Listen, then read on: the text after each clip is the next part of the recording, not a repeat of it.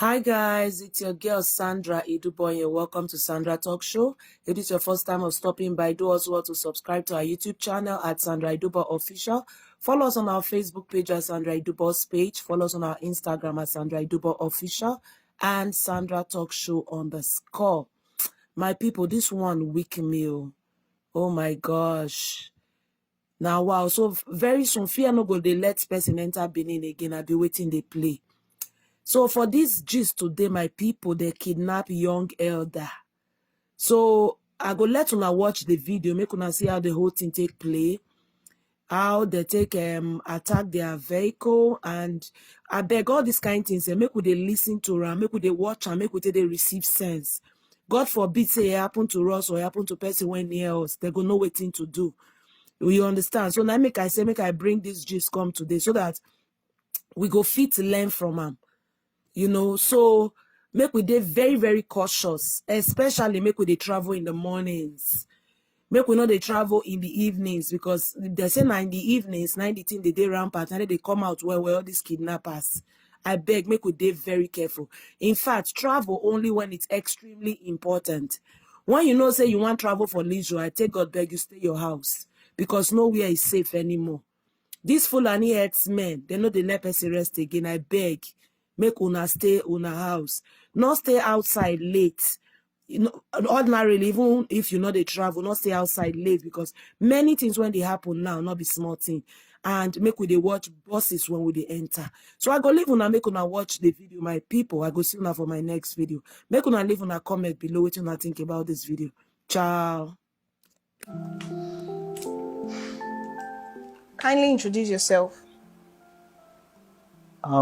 My name is Efosa Robosa Jaffet, popularly known as Young Elder GCFRO. I'm a comedian and a video creator.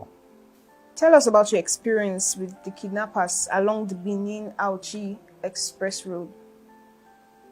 Okay, on the 21st of May 2021, I was bid to perform in a show in Ekpoma, in Club Mates. That's the name, so I can't really remember the name of the club right about now. I was bid to perform there alongside some of my colleagues.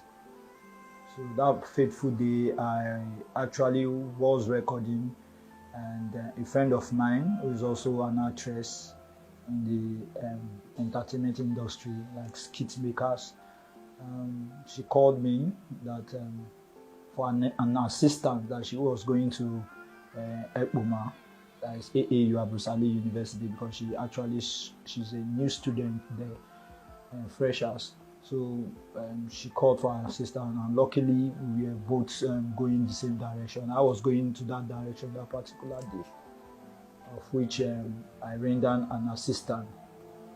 So around 4, myself and my driver, is a cabman, Mr. Tommy, we embarked on the journey, picked up Miracle Agbe along the road as we were heading toward the location of the event. So we left Benin around after 4 thereabout. We left Benin as at that time. So we embarked on the journey just immediately after the military checkpoints. When you pass this Ayelala building along that Benin-Auchi Expressway, just between there and that Jehovah Witness and Kingdom Hall of Jehovah Witness, that's their building, their secretariat there. Just immediately we passed that Ayelala, we passed a military checkpoint, not up to 5 minutes of passing that checkpoint. A man jumped out from the bush, and right in front of us started shooting up and down. Like immediately my driver just put the car on brake and reversed back. So when my driver was reversing, because of the orientation I've gotten about kidnappers and how they operate, I quickly beckoned on him that since these guys are not shooting at all, it means that they want to lure us to the trap at the back, of which when immediately my driver turned the steering to face back heading towards Benin. We saw more than 5 of them, heavily armed bandits. They were shooting, also stopping other cars. So it was as if we were in a circle, like they were trying to put us all in a circle. So immediately my driver stopped the car and just asked us to start running. So Miracle Agbe was at the back seat, I was at the front seat, and there goes my driver. So when he opened the car, I opened my car. The last I saw of Miracle Agbe was that she opened her own door. So we ran, they were coming from the right-hand side of the bush, we ran to the left-hand side of the bush. So they started shooting, following us. They were shouting, if you run, I will shoot you. If you run, I will shoot you. So we just kept running. I tried to climb the hill at first. I fell down, hitting my chest on the ground. Continued running as fast as my leg can carry me. We were running for about 15 to 20 minutes deep inside the bush. We later stopped hearing about the gunshots, so we decided to hide inside the bush. When we hide inside the bush, we come across a fellow, a young guy also. Blood was gushing out from his nose. I didn't get his name after this incident. Blood was just gushing out from his nose, coming out. We were still trying to run at that time.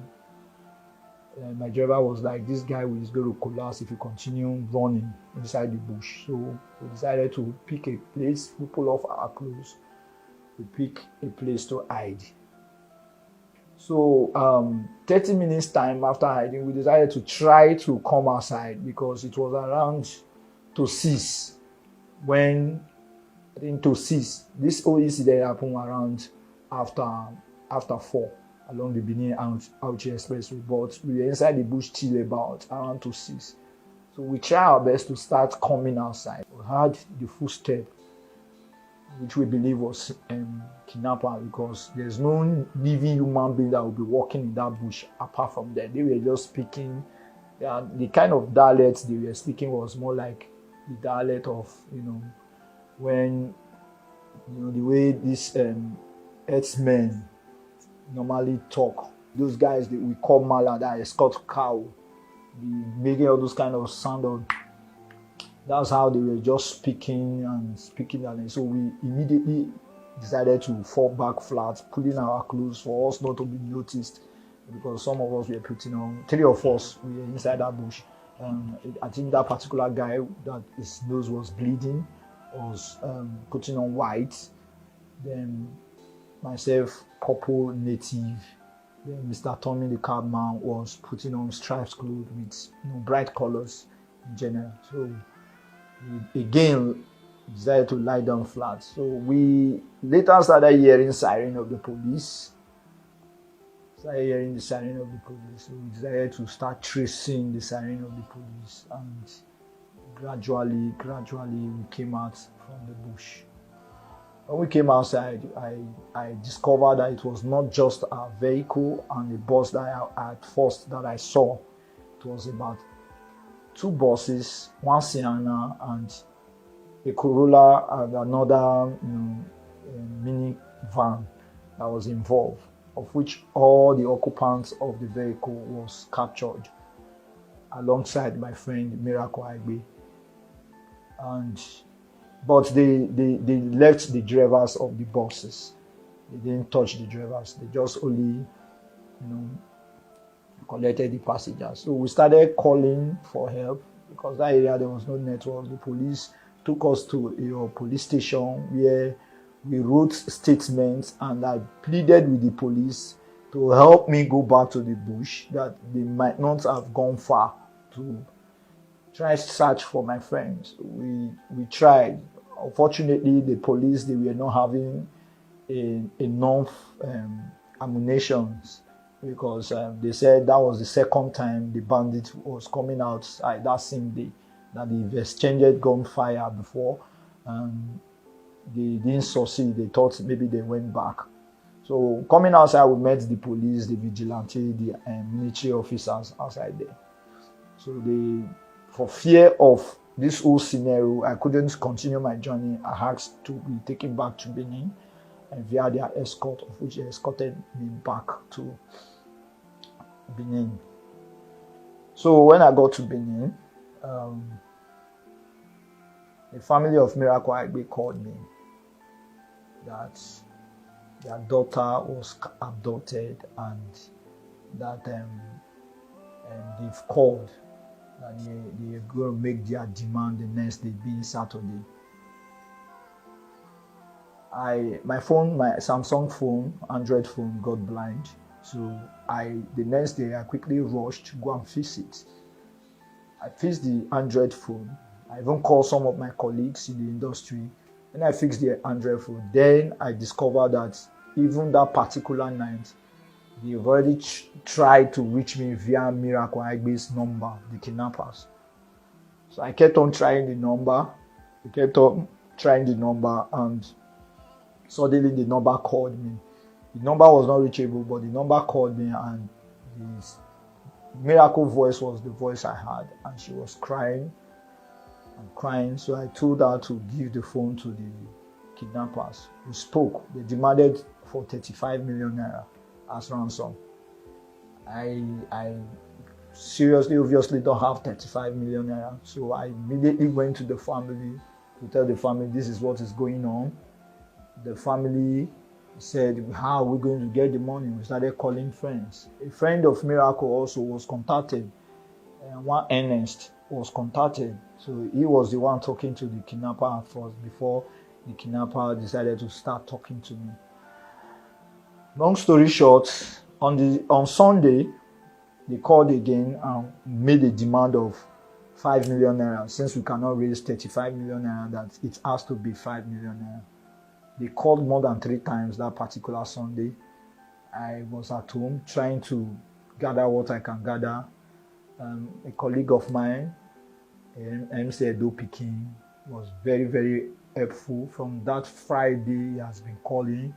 Porcupine was also calling, trying to see what we can do. So we tried to raise money for the release of Miracle Agbe. So that Sunday night, they called and asked me if I'll be able to raise the 5 million naira. I told them I'll only be able to raise 520. That I can be able to raise 1 million naira before the next day. And they said they gave me from that Sunday till Monday afternoon by 12 noon, that if I'm unable to raise that money, I should just take that money that is with me to go and use to prepare for the burial of my friend. That they don't want to hear anything 1 million naira from me anymore. That they will be calling the next day on Monday. So that very Sunday night, started calling my fathers in the Lord. We were praying. We did an all night in my house alongside with my crew members, my fiancé also. We were just praying all through the night. My pastor, Pastor Is Ojekiri, who happens not to be in the country at the time of this incident, was also praying. One of the prayer we were praying that God should, any negative atmosphere around Miracle Agbe, any negative voice that is speaking against our life, that is trying to take our life, should be destroyed, and God should make our demand met. So at the end of the day, on Monday morning, heading towards the station to go and make report, they called. When they called, they said, okay, where's the 5 million naira? Hope I'll be able to raise it. So I told them that I'm even heading to my way to raise the money that will make it 1 million naira, that I don't have 5 million naira. They said, okay, make it 1.5. I reiterated that it is 1 million naira that I have. I was pleading, I was begging with them. After everything, the person that I was speaking to the other side said, okay, go and arrange it. And he ended the phone. So we were able to raise the money. Long story short, we paid the ransom, and the way we paid the ransom was they called me and gave me a phone number and an account number that I will pay into, then I should call the phone number. And when I call the phone number, it happens to be one of the victims' brother that was even instructed to collect money from other victims that is in their den. So at the end of the day, we paid into the account around 6-7 o'clock in the evening, still trying to raise money. Even when they ask us to, send the money, we're still trying to raise the money. But long story short, we paid around 6-7 thereabouts. That same day at about 10 o'clock, I got a call from Miracle that she has been released. And I thank God. I asked her where she was and all that. We were able to redirect her. I was at the Stacy ID where they brought her to me. And that's how we reunited that particular day. Now, the reason why I'm narrating all these things is so that some of us, in fact, Nigerians, should be aware of what is happening in Edo State. Edo State has become the den of kidnappers, especially that Benin-Auchi Expressway. When I was in that police station making my report, different report was coming in. That's a week we were ambushed. That's a week. On Wednesday of it, we kidnapped some persons. On Friday was the incident that involved me. Then on Saturday was the same. They still kidnapping that road. On Monday, where they released Miracle Agbe, they actually also kidnapped in that same road. Nigerians, we have to call on the government to do the needful. My advice to people traveling, especially students, since that road leads to ever busy Ambrose Ali University and Auchi Poly and other schools in that road. My advice to the students and people that are applying that road is to not travel during the weekend, because weekends are mostly the time they usually perpetrate their havoc. But if you must travel when it is daytime, around maybe 10 to 3. Once it's past that time, do not travel, because at the end of the day, immediately the police, I don't know if they close their checkpoints, immediately they leave their checkpoint, that is when they normally carry out their havoc. Big thank you to everybody that played their parts in ensuring the release of my friend Miracle Agbe, from my colleague MC Edo Pikin, Porcupine, MC Casino, my friend, comrade, my pastor, Pastor Ois Ojekere, my spiritual father. I want to say thank you very much for those that called, all the fans on Instagram, Facebook, people that were calling, people that were praying, even received a text message from Apostle Johnson Suleiman that also joined us in prayer. And in fact, I want to say a big thank you to you people and for the prayers. I might not be able to mention everybody's name, but know that I am grateful. Myself, the family of Miracle Agbe, we are grateful. And of course, Miracle will definitely just say what she saw in the den. Wow, that's really something. We noticed that there's a bandage around your leg. Can you tell us about the injuries you sustained? Well, I'm smiling right now because I'm thanking God it's just a little injury I sustained. This injury was sustained as a result of when I was running inside the bush, falling and rising inside the bush. We were crawling for a very long time, myself and my driver and the other guy. We crawled inside the bush for a long time for us not to be noticed inside the bush. So that's how I sustained this injury and some other injury in my back, because of the elephant grass and the rest, but not compared to the horror we saw. And since on Friday till now, I've not been able to close my eye to sleep as a result of the horror. I'm feeling not secure. I've not been able to even continue my normal business. But hopefully with time, we'll come back strong. Thank you very much for sharing that with us. Thank you. Oh my God. How you doing? I'm fine. It's okay. Kindly introduce yourself. Okay, my name is Miracle Esosaibe, and I'm an actress. I'm also a student of R.G.BALLO University. Okay. So we just finished speaking with young Elder, and he narrated his experience to us. So we'd just like to also hear from you. Tell us about your experience, about the kidnapping along Benin Auchi Express Road. Okay, so during the time, like when we were traveling, during the robbery or the kidnapping, so I myself, I tried running, and the next thing I saw was someone hitting me with a gun on my head, and I passed out. Then I woke up and saw myself in the bush. I was crying, and I asked him, like, what am I doing here? He told me I've been kidnapped, and I needed to pay 35 million naira for my release. So I started crying. I told him, I don't have that kind of money. My family, they are not wealthy. They're not even rich. So how am I supposed to have that kind of money? I don't think he even heard that. So he started slapping me and stuff like that. Then we were still in the bush waiting for like 8 or 9 so we can cross to the other side of the bush where there are people. So I think when it was 8:30, we crossed to the other side to meet about 14 other people who they kidnapped from other places. I told them I needed water, and they told me that they would take me to one river or thereabout to get us water. At first, I was like, I can't drink dirty water. I said it's not dirty. That they would take me to one riverbank and drink clean water. So we went there. They gave me this tramadol to take. I told them I can't take it. That I'm okay. They actually tried forcing me to take it. I told them I can't take tramadol. They gave me weed. I told them I can't take weed. So they said okay.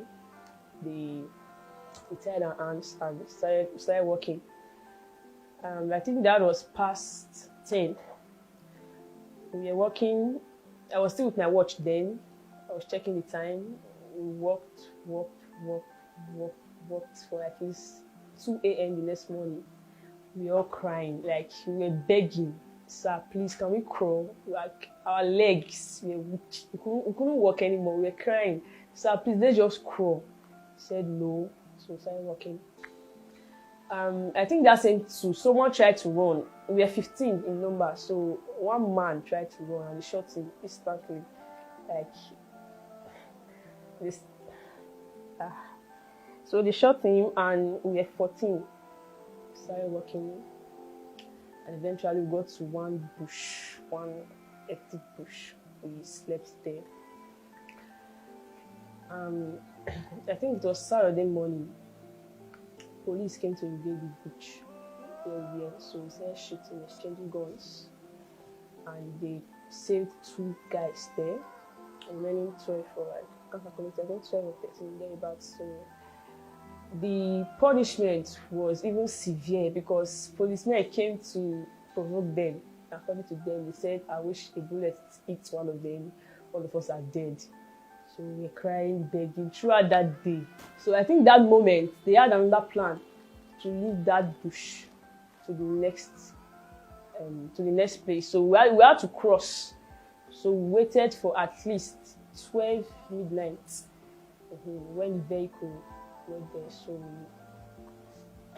we crossed, and as soon as we were crossing, police were just coming and they had to beat us mercilessly to like, hey, calm down, so stuff like that. Then we went to the other bush. I think it was Sunday. We started calling our family, telling them to pay. So from 36 million, we said 10 million. From 10 million, we said 5 million. Meanwhile, I've been calling my friend Young Eda. I've been calling one other guy, one of my friend Ines. I've been calling my sister. I've been begging them to please help me because if anyone even told me I would see the next day, I won't believe. I won't believe. So they called. That was a Sunday. They called young Eda. They told him, young Eda said he was having, I think, 500K or 500 or something, 500. And they were pissed. They said they're looking for 5 million and it's calling change. So I think that evening, that evening,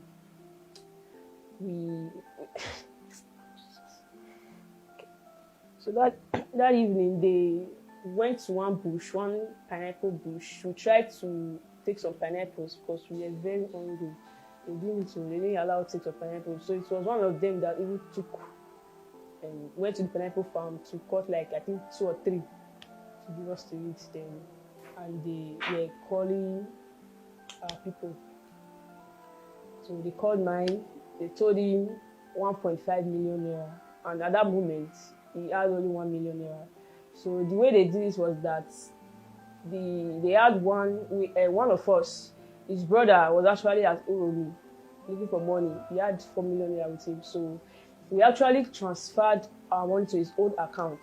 Then he's supposed to bring the money to the kidnappers. So we did it that way. We had the bush till 9. They went to the road to take the money.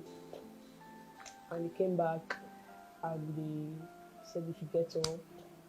Still beating that day before they freed us. Then they showed us one path that leads to road. The road, when we came out from the road, they are selling sherry that road. I don't really know the road, but it's along that Benin Awuchi Express road. So we came out from there. When we came out, some people were running. I was like, stop, oh, they kidnapped us. So we are looking for this vehicle that will take us to Benin. So the man in question that actually bought the money for them, his brother. So he came with this vehicle, took some of us to Benin while we were there. Then he came with other vehicles to take the rest of us. So as soon as we got released, we actually sent the 1 million naira to them. So as soon as we got released, I went straight to State CID to put down my so that's it.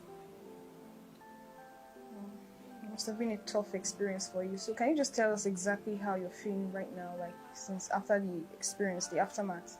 Okay, I'll be crying. I can't even express how I feel though. I think maybe being here I might be acting strong or whatsoever, but it's not easy. Like yesterday, I even had to go to the hospital to take sleeping drugs to sleep. So because me being alone, I can't even stay being alone. I can't. So the experience is tragic. It's tragic. And I don't even think I even want anybody to experience that kind of thing. I just want to thank some persons or everybody who helped me out, wants to pray for me.